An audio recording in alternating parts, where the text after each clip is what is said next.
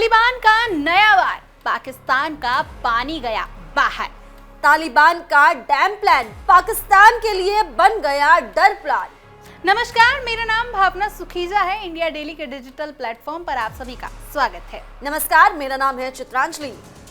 आज की सबसे बड़ी और सबसे चौंकाने वाली खबर अफगानिस्तान से आई है। जी हाँ, तालिबान सरकार ने पाकिस्तान के लिए एक और बड़ा झटका तैयार कर दिया है। भारत के बाद अब अफगानिस्तान ने भी पाकिस्तान का पानी रोकने की घोषणा कर दी है।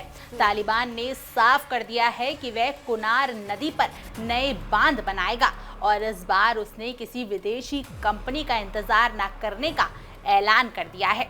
यानी अब अफगानिस्तान अपने पानी पर पूरी तरीके से खुद का हक जताने जा रहा है। ये फैसला सिर्फ एक इंजीनियरिंग प्रोजेक्ट नहीं, बल्कि एक राजनीतिक संदेश है कि अब तालिबान अपने संसाधनों को खुद नियंत्रण करेगा, चाहे पड़ोसी देश को कितना ही नुकसान क्यों ना हो। बिल्कुल, और यही बात पाकिस्तान के लिए सबसे बड़ी मुसीबत बन सकती है, क्योंकि जिस कुनार नदी पर तालिबान बांध बनाने जा रहा है, वही नदी पाकिस्तान के लिए एक तरह से लाइफलाइन है। सिंचाई हो या बिजली उत्पादन, खैबर पख्तनख्वा के बड़े हिस्से इस नदी के पानी पर निर्भर हैं।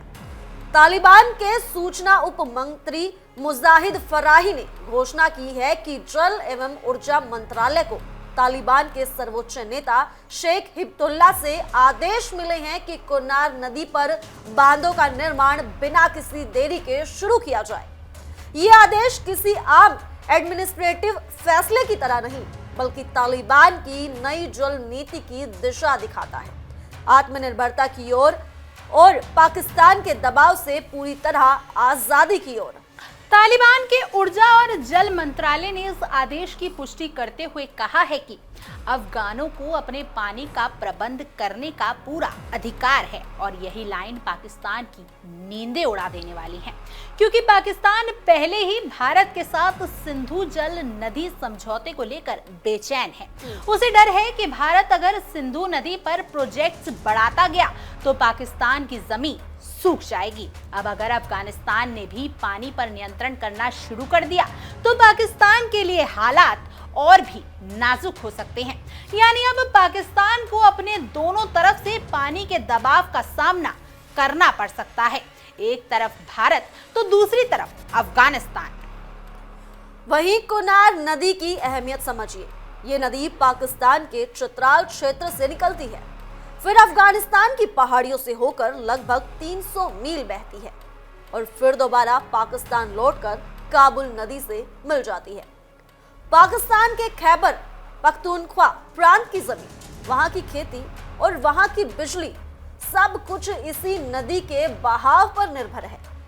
यही कारण है कि तालिबान की ये घोषणा पाकिस्तान के लिए सिर्फ एक पर्यावरणीय चुनौती नहीं, बल्कि एक रणनीतिक संकट बन चुकी है। अब एक रिपोर्ट बताती है कि अफगानिस्तान के जल एवं ऊर्जा मंत्रालय ने अगस्त में ही कहा था कि चीन की एक कंपनी ने कुनार नदी पर 3 बड़े बांधों में निवेश की इच्छा जताई है। इन तीनों प्रोजेक्ट से करीब 2000 मेगावाट तक का बिजली उत्पादन संभव होगा। यानी अफगानिस्तान अपने बिजली संकट को खत्म करने और आर्थिक आत्मनिर्भरता हासिल करने की दिशा में एक बड़ा कदम उठा रहा है। लेकिन सवाल ये है कि अगर इस प्रोजेक्ट में चीन शामिल होता है तो पाकिस्तान क्या करेगा?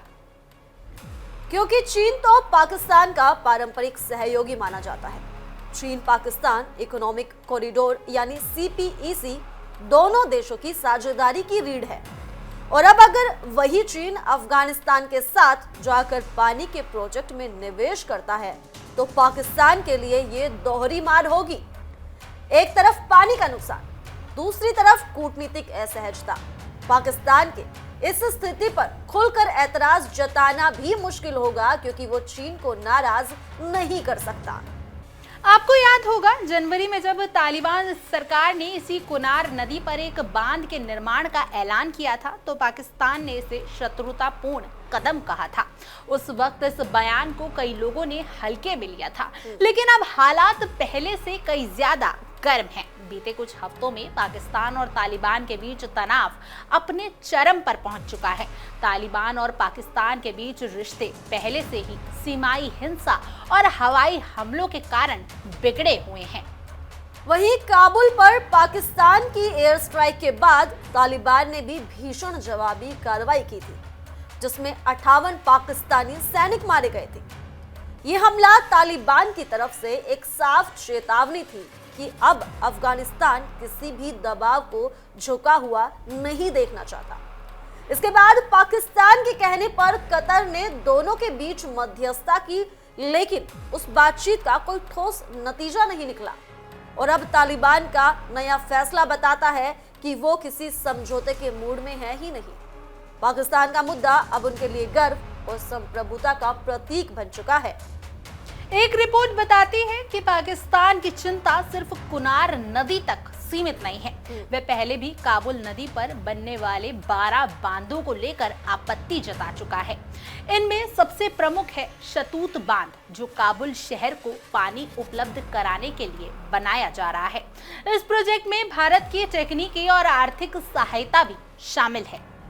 अब भारत ने पहले ही अफगानिस्तान में सलमा बांध, जिसे अफगान इंडिया फ्रेंडशिप डैम कहा जाता है, उसे सफलतापूर्वक पूरा किया था और साल 2021 में भारत ने शहतूत बांध के लिए तकनीकी सहायता दी थी। पाकिस्तान लगातार आरोप लगाता रहा है कि भारत और अफगानिस्तान मिलकर उसके खिलाफ जल साजिश कर रही हैं।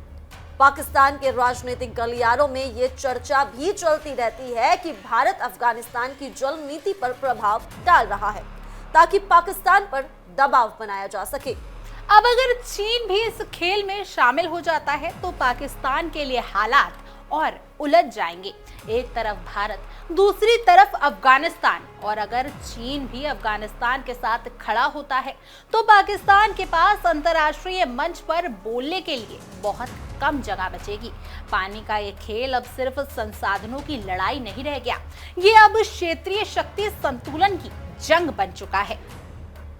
तालिबान सरकार सिर्फ कुनार नदी पर ही नहीं बल्कि देश भर में कई अन्य जल परियोजनाओं पर काम कर रही है।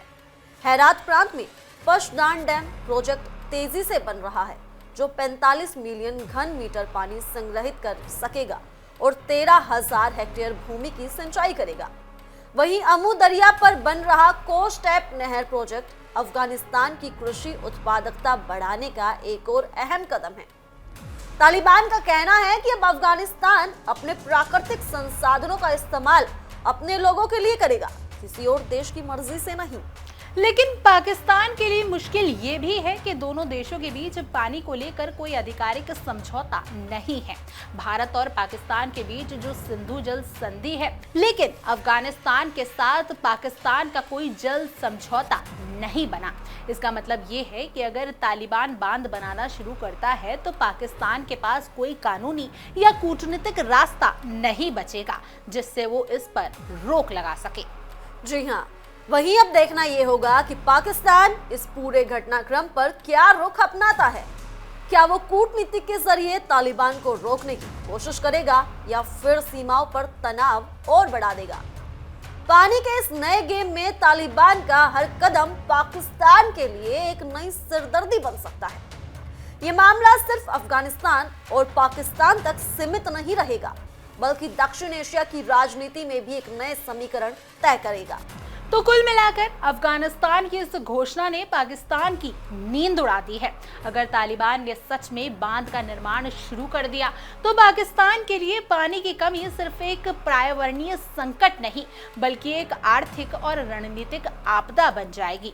और जैसे जैसे ये प्रोजेक्ट आगे बढ़ेगा वैसे वैसे पानी की धार के साथ रिश्तों की धार भी और तेज हो जाएगी।